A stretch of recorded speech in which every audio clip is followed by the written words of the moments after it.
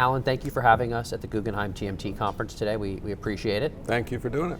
Well, it seems apropos, we just ended a panel on short form content with Defy and Verizon, and we had 50,000 live viewers on it for Facebook. What are you seeing in your business as you advise media companies in terms of what Facebook is doing, the big transformation we're seeing in video, and so on and so forth? Right, well, I mean, there's a lot of trends that incorporates, but the way I think about it from a content point of view is, video content at least has been primarily, when it was a one revenue stream world, when it was advertising, it became a two revenue stream world where you had subscription and advertising, and now it's becoming a three revenue stream world where you have subscription, advertising, and all these other ways to monetize content. And I think it's letting the content world really think about ways to create the content as opposed to something that if they have a slot, they can make people watch. They now have to think about creating content that people want to go find. Mm-hmm. And then you can put it on all of the different, and collect all of the different revenue streams. As I was kind of studying up on what you've been up to over the past few years, is it accurate to say that your activities in media have accelerated quite substantially, kind of beginning with Marvel, then the AOL Verizon deal, most recently the Charter and Time Warner? I mean, it has been a busy time. Accurate? Yeah, I think it's been busy. Look, I mean, they're all long-term clients. And so the way we think about it is we are the thought partner with our main clients. And over time, if they get busy, we get busy. If they're not, we're thinking about what to do in the future. So our activity level is really driven by what our clients need to do strategically. Let's start with the Marvel deal. It strikes me that that is a very emblematic deal. High quality content assets, distribution. Walk us a little bit through to the extent that you can, the kind of thinking behind that transaction, why it's worked so well, and how you'd look to duplicate that for other clients in the future. Well, I think, it's interesting. You don't duplicate things for other clients. You have to do what's right strategically for each client. So you take Marvel, and then it was followed by Lucas as well, which followed the Pixar deal, right? So basically what I think Disney did under Bob Iger's leadership was realize that they had the ability to create and monetize a certain type of content in a way that nobody else could, the multiple revenue streams. So you take Marvel, if you can create a great franchise under the Disney umbrella, you not only can create a great movie franchise, but you can do things in theme parks, you can do things in consumer products that nobody else can do. So if you look at what Disney's transformed, going back to the Pixar deal, you go through that iteration, and instead of making movies just that are trying to come up with the latest, greatest hot idea, they create franchises that can be marketed in between each episode. Mm-hmm. And so what's happened is Disney in that example is the number one box office entity, but it's also, it earns an ROIC that is a multiple of what other movie makers do because of the total revenue stream. And they seem like they had a team in place that was making that thing go like a well-oiled machine. And you were quoted as saying Tom Staggs was a star CFO, which was, I've never seen as universally held consensus as to what a star Staggs was. Where do they go from here in terms of succession plan? I won't ask you what happened with Staggs because either you know and you won't tell me, or you don't know. So I won't even bother asking. But how do they think about who fills those big shoes that Iger has? Well, I think that's probably a thing that a board of a company, when you've had great CEOs and you try and go through a transition, it's the very single toughest challenge you have. The issue is you never really know how somebody's going to do in a seat until you put them in that seat. I do think that what Disney has done over the years, and if you look back to Michael Eisner had a great reign, and then Bob took over and did a lot of things different than Michael did.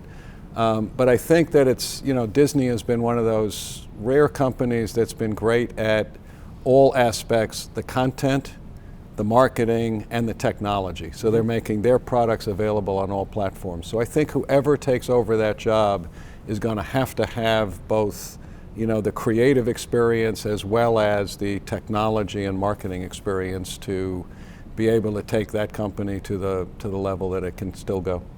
Moving on to Verizon and AOL, we just did the panel with Brian Angiolette, who does the Go90 efforts and the FiOS and all that stuff as well. And I asked him, was that deal about ad tech or content, right? And I think it's pretty fair to say he came in pretty heavily on the ad tech side. What do you think they got out of that transaction, and why do you think they wanted AOL, and why do you think they want more content assets? Well, I think there was a lot of aspects to it, but I'd say to try and simplify it a little bit is Verizon has by far the best network of anybody out there, and to do that, you have to continue to invest in that network. If you're going to invest in the network, you want users to see the capabilities, to see the benefits of a great network, but you know that you're reaching limits as to how high ARPU can go for people to use your network more. Yep. So if you can add to your revenue streams as people are using it, if you can monetize the way users are using your network, using the data and technology that comes from your users, using the content that they want to see, delivering that, and then being able to monetize it through advertising, I think it just creates, just like we were talking a bit ago about Disney, it creates the ability to create an ecosystem that is hard for somebody else to duplicate. Well, and to that point, I think people can debate what they think about what Verizon's doing, but you can't debate that they are trying innovative things. They're trying new things. They're trying to go up the stack, as Brian was saying. If we turn now to Charter and Time Warner, do you think that they will attempt to do similar moves? I mean, Time Warner, I was reading reports last week, has some of the worst ratings from a customer standpoint, bandwidth fulfillment in terms of what they guarantee customers. It seems like Charter could certainly improve the technical aspects. Do you think there are creative steps and stack movements that they could do as well? Well, yeah, I do think so. I think point number one, if you look at Charter's ability to upsell customers, Charter's had a great ability to find what customers want, make sure customers are aware of what kind of packages they could get, and upsell them. If they do that, there's a lot of revenue opportunity in the Time Warner systems.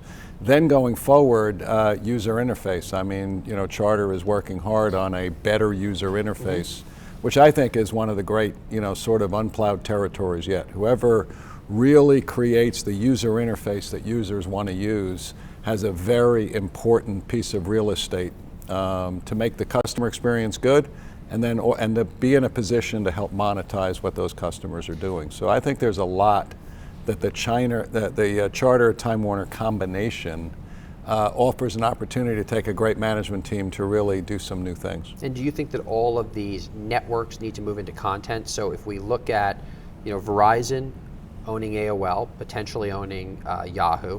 You look at Comcast owning NBC Universal, and I think if you talk to Comcast executives, they'll rave about what they've done with that asset. Does Charter need to do that, or can Charter have a very happy future not doing that? Yeah, I think they can have a happy future. I think actually Comcast went against the grain, right? For a while it was, you know, you wanted to separate distribution and content, and Comcast went against the grain, and I think, you know, what they've done, not only with the networks, but with the studio, actually very much like the Disney model, is what Steve Burke has been doing. So I think that's worked out very well. But I don't think there's only one way to go. I think that, you know, owning content and being able to create great content is one kind of company, but I don't think it has to be combined with distribution. The key is you have to be able to understand which markets you're going to be able to monetize your content in, and make sure you create the type of content that can maximize that. I go back for a second to the three revenue world. Those first two revenue streams are not going away, right? So advertising's still going to be a big component of the way you monetize video, and the carriage fees are still going to be a big component. The issue is, if you create the content that can get the third revenue stream, you're going to create better content to go back and capture more of the first two. So it's really in the same way that when, you know, cable first came along, the existing networks didn't really see what that opportunity was. Right? Nobody could see, wow, a sports network, what's that? Yeah. You know, like a news network, Cowboys, what's that? Yeah, exactly. Right? No one needs 24 hours of sports. I mean, that's what everybody said. Well, that's a nutty idea. Yes. How do you do news on a one piece? So basically what you're going to see is, over time, you're going to have, you know, certain people are going to gain a lot of market share of the three revenue streams. It's not, any one of them is not going to be dominant. Speaking of people that are dominant, Facebook and Google are not currently clients, correct? Well, we talked to them. Okay, well, I mean, I'm kind of asking that question because I want to see how freely you can talk about that. That's why I'm teeing it up. In your conversations with the many media companies that you're advising, how constant of a specter are they in every conversation? I think it's like frenemies, right? I think that I think that Facebook and Google, on the one hand, they bring a lot of users and experience and say, gee, if I have great content, I can get to a lot more people.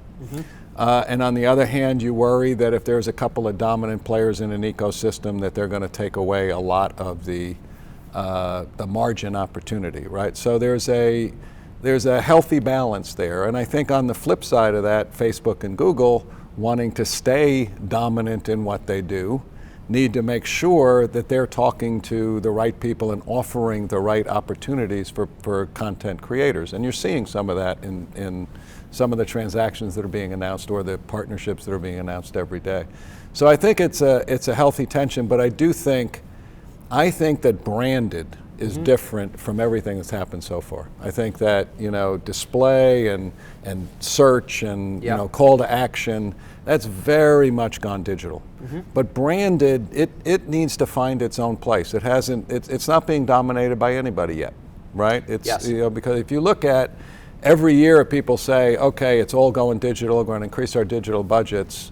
Well, what's happening to advertising upfront this year? What's happening to it's stronger than ever. So, branded advertisers have to understand the environment that they're being put into, the type of content, the mood that the user is in, not just the demo, not just who they are, but what the experience is. And so I think that there's still a lot of opportunity, to see people work together. And by the way, I think that's what the opportunity is for Verizon and AOL. Is that for branded advertisers, there is an alternative to Facebook and Google, a healthy alternative, not that you don't want to be in all of them, but that you want more opportunities. Just two more questions, one serious one, then one kind of fun one. Talking about dominant forces, I'm continually surprised how little coverage is given to the fact that 4 companies control almost all the bought advertising in the entire world. And having dealt with them as a seller to them, they're incredibly difficult. What are you hearing from your clients about the 4 advertising holding companies, especially in the light of this rather damning ANA report that got released via Kroll about the lack of transparency in the ecosystem? What are you hearing from some of the largest sellers of media about their feeling about the holding companies?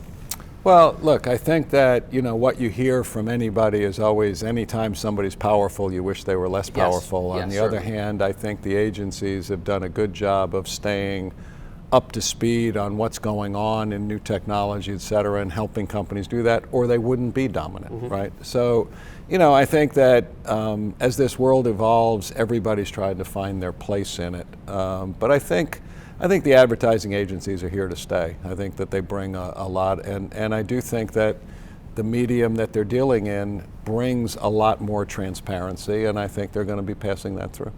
What's the most fun thing that people are talking about? When you're walking to the elevator or you're getting into the taxi after dinner, what is the fun sidebar conversation that people are talking to you about? Is it virtual reality? Is it self-driving cars? What are people generally excited about in your mind?